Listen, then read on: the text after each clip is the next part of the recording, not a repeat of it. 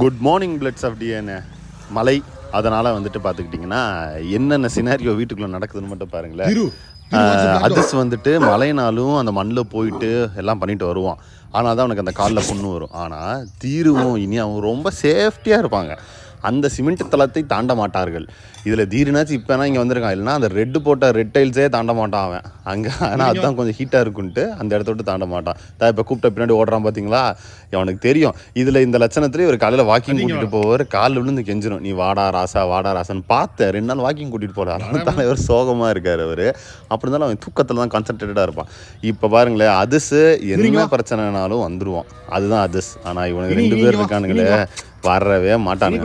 அவன் 2 பேரும் வந்து ஆக்சுவலாக பார்த்தீங்கன்னா ராஜபாளையம் வந்துட்டு இந்த வெட்டுக்கே வந்துட்டு ஒரு ஆன்டி, அவனுக்கு பிடிக்காது அவனுக்கு. அதனால் வந்துட்டு வெட்டுனாவே ஓடி போயிடுவானுங்க. இப்போ 2 பேர் அப்படியே திரும்பி வீட்டுக்குள்ளே போயிடுவானுங்க பார்த்தீங்களா, அவ்வளோதாங்க. ஆனால் சிப்பி பாரு கடைசி வரைக்கும் நம்ம கையில் இருப்பான்.